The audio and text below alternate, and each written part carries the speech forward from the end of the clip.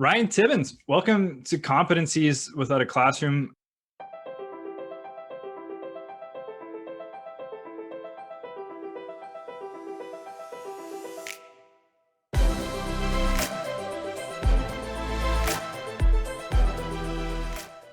I'm pumped that you're here. You and I have had a few chances to connect over these past few months, but I'm excited that the listeners are going to get a chance to meet you as well. So before we jump into it, Ryan, it's important that we start off with this question. It's probably the most important question that I'm going to ask you today, and it's really what a lot of our listeners are tuning in to hear about. Ryan Tibbens, when it comes to pineapple on pizza, are you a yes or a no on that one? Yes, only if paired with like ham or bacon. It needs something salty to balance. If you just put it on its own, no way. But Okay. Paired properly, I'm in. Have you heard of the Hawaiian pizza before? Yeah, that's what I'm. Yeah, that's the way to do it. That's the way to do it. Absolutely. Okay, so Ryan, now that you've won our listeners over, give us a little bit of background. So who are you? Where are you coming from? And what do you teach them? Yeah, so my name is Ryan Tibbens. I teach high school English in Northern Virginia. I mostly teach AP language and composition, so mostly 11th grade, 11th and 12th, but a public speaking class thrown in as well. Awesome. Very cool. So Ryan, as you know, season 1 of this podcast was spent more focused on talking to industry. So CEOs and the HR managers, people who are in charge of hiring and building out their 21st century teams. We kind of dove deep to figure out what are the 21st century skills that employers are looking for and prioritizing. And as students, what do those look like on display? How can I show you as the hiring manager that I do have evidence of communication and problem solving and critical thinking skills? All that is great. But now we're bringing it back to the classroom with season 2, and we're profiling and amplifying the voices of educators like yourself, Ryan, who are doing a great job of developing those skills in the students in their classroom. So that's what we're going to start with today, really the meat of this conversation to go along with the pineapple. Ryan, can you give us an example, a story about something that maybe happens in your classroom as it relates to what you and your students are doing to develop these 21st century skills? Yeah, so this is something I actually started doing when I started teaching the AP language and composition class that now has sort of found its way into everything I teach. It's in public speaking, it's in my 12th grade class. I do a lot of tutoring on the side. It's usually one of the first things I do with students there. And it focuses on sort of a basic introduction to rhetoric, sort of the classical terms and ideas, and then making it sort of user-friendly for a modern student. So, everybody's sort of heard the term logos, ethos, pathos, and that's fine. But in the end, they're not necessarily the most useful to help students really like read or speak or write better. Right. And so I focus a lot on helping students to understand that all communication is persuasive. Like that's a mantra that we use. Starting on the first day of class, I make them do like the 5th grade style call and response, and they repeat it like all communication is persuasive. Right. And then I try to get them to stump me. Like, can you think of a time you're communicating that you're not convincing someone of something? And they can't do it. I mean, in the end, sometimes I have to stretch. They're like, a cake recipe. And I'm like, you're trying to convince someone that it's the best way to make a cake and you want them to follow your recipe. Like all communication is about getting a particular effect. You want someone to think or to do or to feel or, to act in a certain way. And so I explained to them that by choosing your words carefully and by understanding your situation well, you can get the outcomes you want more often without resorting to lying or bullying. And so I say, anybody can get what they want once in a while by telling a lie, but as soon as people figure out you're lying, they don't listen to you anymore. You got that one thing, you never get anything else from that person because they don't trust you. And with the bullying piece, maybe you get what you want once in a while, but no one likes you. And as soon as they find a way to get rid of you, you're gone. Yeah. And so it's part of being an effective person, someone who is, successful in whatever endeavors you choose, really has to do with having the ability to influence other people and sometimes being less easily influenced or only being sort of influenced on your own terms. And so I introduce an acronym. We use the PASTA breakdown, PASTA. For people who are familiar with AP Lang, they might have used like soapstone, or there's a new one, Space Cat. Sounds fancy. I stick with PASTA because it's delicious and it's shorter and it's easier than the others to remember, but you get the same basic stuff. So anytime we read something, pretty much throughout the whole year, but especially for the first half, you do purpose, audience, subject, tones, and author's bias or author's background. When you read something, you should always be able to identify those pieces. So we start off with like quick sort of short texts, then we watch a couple like quick YouTube videos, and then we transition out to more complicated text, political speeches, letters, and once students start to sort of grasp it on the reading side, we immediately flip it to the writing. We say, all right, you're going to write this short piece, but you have to do your PASTA breakdown before you write it. because you should never say something that doesn't fit the situation you're in. So the speaker, the audience, and the purpose form that core triangle, your rhetorical triangle. But understanding, how you can adjust your tone, understand the context in which you're in, things like that, really, it goes a long way towards building critical thinking. Like people always say, we want critical thinking skills, but what does that mean? Like, what do you do with that? And so this is sort of a framework that lets students really ask careful questions about what they're reading or they're listening to. And then they use those same questions and ideas when they transition into their writing and their public speaking. Like, I even do fun stuff like, make a radio ad or make a quick video ad or, do whatever. And in the end, they have to go back and do that pasta breakdown for whatever they created. And then I ask them to justify the choices they made in their advertisement according to the situation that they just defined for me. And so when they say something, I go, I don't think your audience knows that word. I don't think people are going to appreciate this part of your background. You seem too biased one way or the other. And then they try to adjust and revise and things like that. But it's really just thinking that, like, we're always doing these things, but people who do them mindfully and purposefully tend to get better outcomes without ever having to really fake it. Like, you can just be yourself, keep your eye on the prize a little bit with that purpose, and your communications all go better. And I've gotten really good results with it.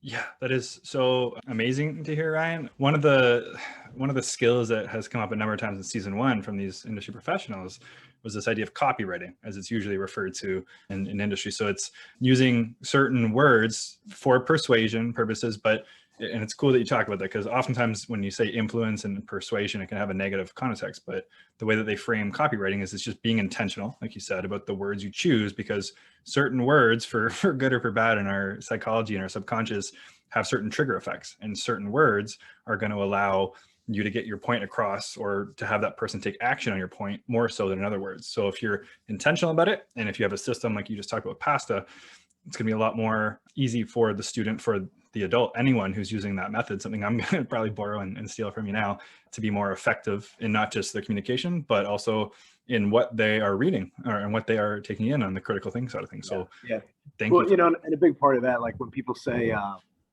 we want students to be producers, not just consumers, right?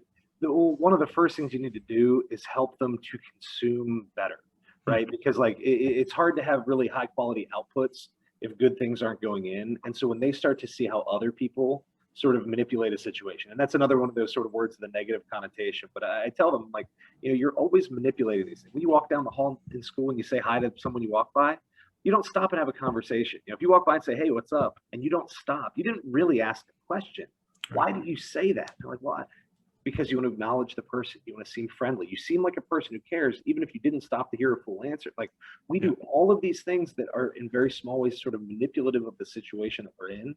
And I don't mean that in a negative way. Like, we're not trying to trick anybody. It's just understanding that you have influence in the world you live in. And so when you first understand the ways that other people are trying to manipulate you, when you're reading a text, watching a video, whatever it is, they start to realize, like, oh, there's a lot of like sort of little tricks to this. There's a lot of things that I could be more careful about. And then as quick as you feel like they're starting to get that, boom, you transition into, let's do this in your writing, or let's do a fun sort of advertising project. And it gets good results. And for anybody who's thinking, how does that, that's not clearly stated in some state, or national standards. It's everywhere. And it's the core skills for even like your English standardized tests. You want to boost the standardized test score, get a kid to read that way and get them to think about that before they write their essay. And I promise you the kid's score jumps 30 points. Like, the writing just gets better as a result when you write like that, right? Have you heard of the book Influence by Robert Cialdini?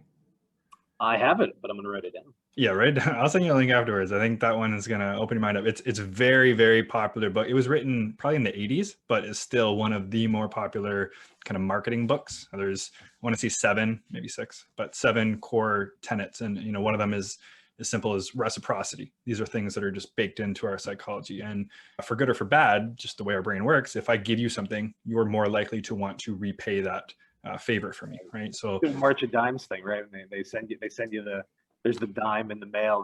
Now I got to send someone back. But that's a real thing, and that's why they do it. And then they give a few other examples of it. I can't remember the group, but there was a group that used to be notorious, and I think they still are. Just now people kind of know what's up, where they would go to airports and hand out flowers and roses that they would just keep, and then go up to you afterwards and ask you for a donation. And even if you didn't want that flower, and even if you refused it, the likelihood of you giving them a donation after them offering you a gift was just way higher, right? So Yeah. a lot of cool stuff like that. Just helping them to sort of think about all these situations as, you're not looking at these like inert pieces of communication. It's people are making choices, and you should be able to understand the choices and make your own thoughts. Yeah. When they see the application of the real world impact, it just changes everything, right? Absolutely. So Ryan, let's finish up with some rapid fire questions for you. This is Right. one of my favorite ones to ask. You're the superintendent of your school district, right? And you're tasked with deciding one of these competencies, one of these 21st century skills that every one of your student needs to display evidence of in order to graduate. What would that one skill be? I mean, that's tough, but as an English teacher, I'm biased. I would go with, for us, I think it's always like the 6th standard in the English standards for the state of Virginia. It's like 11.6 is the focus on persuasive writing. There's a few substandards, and again, I think in order to get to the point where you can write persuasively well, you have to know a lot of sort of other things, and you probably had to build the reading skills along the way to have evidence to use and things like that. So, there's probably a good argument to be made for some numeracy skills, but if I was going to pick one, it would definitely be the persuasive writing and communication piece. Oh, that makes sense. What about a life skill that you weren't taught in high school, but maybe that you wish you were? I had a lot of cool opportunities in my school for a few different reasons. So even the one I'm about to say, I technically got to do in high school, but it was not like a mass offering. I was in Right. special class. But I think we need a little more focus on personal finance, which most places now do. But I would love to see a stronger focus on investing in the personal finance. Like there's a lot of, like, they teach kids how to balance a checkbook, which is fine. Except realistically, like, we have e-banking, like nobody balances a checkbook, but everybody should know how to save a little money and invest wisely. And I'd love to see more of that in school. Yeah, there's pretty much, I don't think I've come across a person who said financial literacy is exactly where it needs to be at. So there's room to grow no matter where, no matter where. Yeah. IQ or EQ, you can only pick one. Which one are you picking? I'd take IQ, because a person with IQ and, even a decent heart has the ability to learn, or at least fake the EQ.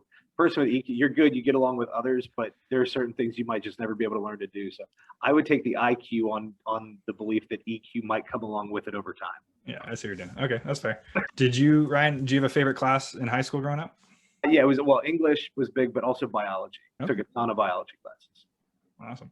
And we talked about influence as a book. Is there another book? And this may be a loaded question as an English teacher, but if you were able to pick one book that has had such an impact on you that maybe you wish you would have read it before your 18th birthday, like when you were younger? So I got two. So here's my classical answer, is probably Meditations by Marcus Aurelius. Just fantastic. It's easy to read. You can read it in little snippets, things like that. But just last week I finished The Tyranny of Merit by Michael Sandel, which is phenomenal. I think everybody who's involved in education or policy should read it, because it really explains a lot about how we're changing the way we run public sort of services, and especially schools, in ways that we think is about meritocracy, but in the end, we're making a lot of wrong turns for good reasons, basically. So that one blew my mind. But Meditations is probably the big one. Yeah. Okay, that's awesome. All right, we're gonna link to those in the show notes. But what was the second one again, just for people who are listening? The Tyranny of Merit by Michael Sandel. The Tyranny of Merit. That's awesome, and I'm looking forward to getting my hands on that. Okay, and then let's finish it up, Ryan. So you have a magic wand, and you talked about right decisions, wrong turns, right? But you have a magic wand. You can change one thing about the curriculum. What would you change, edit, or add? That's funny. That's a big part of what my podcast is about. And this has actually been one of the most popular sort of ideas that's come up in those discussions. I would make high school a little bit more like college, but fold in some more vocational and trade school sort of options. Like, students should have a better menu of choices between classes. It's very trendy to push for student voice and choice inside the class, which is fine, but you hit a point where it's impractical. The teacher doesn't have enough time or the resources or whatever. Yep. If students had greater flexibility in which classes they took, they would feel more motivated in them, and it would take a little pressure off the teacher to provide the additional voice and choice in the class. Like, if your choice was to take the class, then we should still differentiate and all that. But I would make high school a little bit more like college in terms of the way students schedule their classes.